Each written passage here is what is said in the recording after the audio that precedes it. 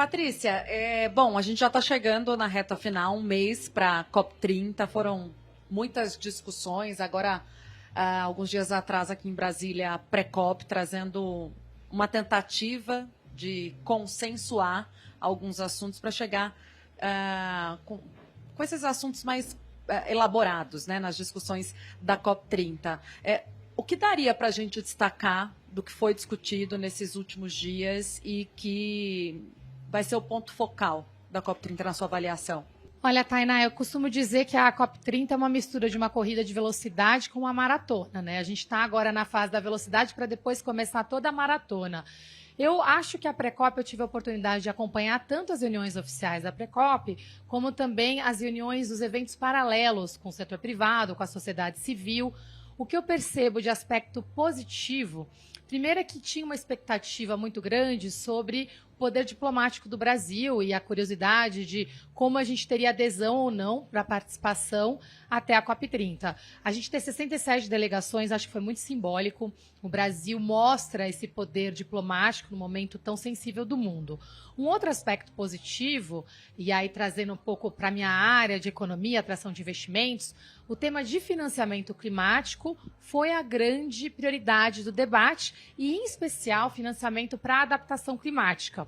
E alguns projetos específicos receberam o protagonismo que eles mereciam, como o Fundo de Florestas Tropicais, onde o Brasil foi o primeiro investidor, não só o articulador global, mas também o primeiro investidor com a contribuição de $1 bilhão.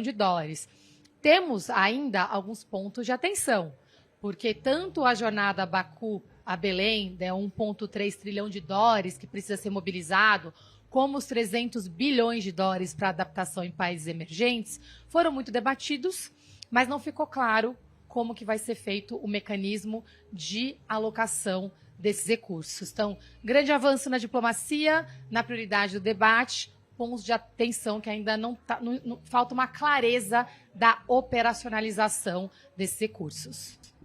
Hoje você participa também mediando, né, alguns painéis aqui, misturando um pouco de agentes públicos, representantes do setor privado.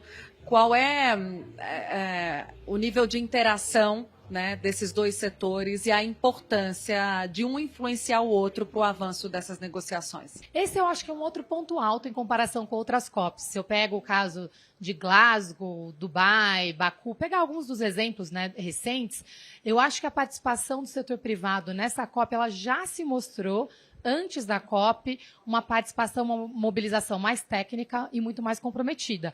A própria SBCOP foi uma mobilização que começou por liderança brasileira através da CNI e já conta com uma adesão global, né, de mais de 50 países, é um caso inédito.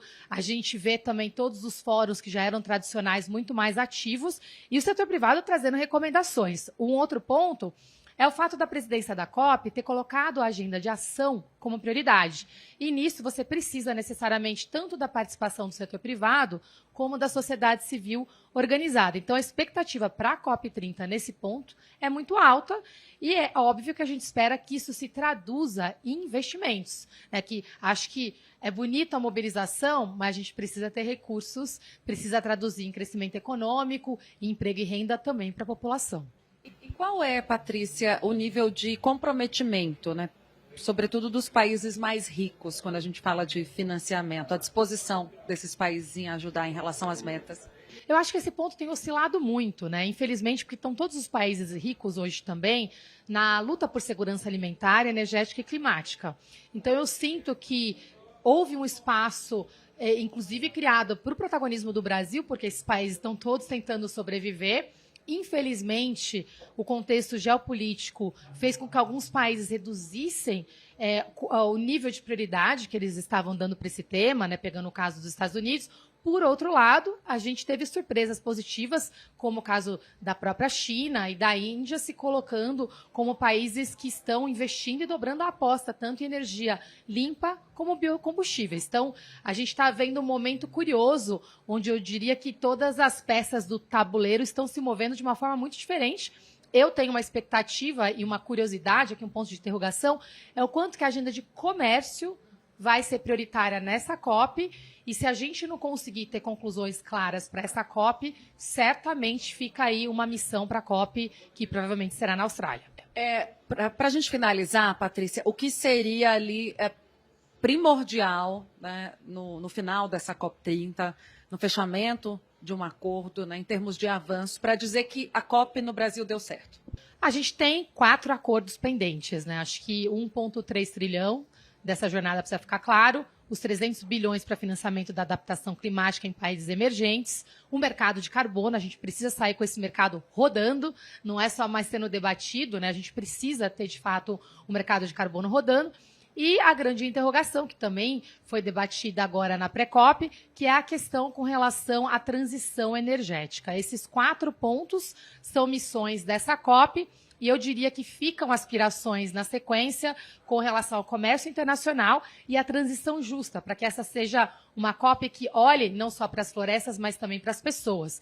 A gente precisa mudar a narrativa climática. Ela não pode ser uma narrativa que politiza, que divide a população mundial.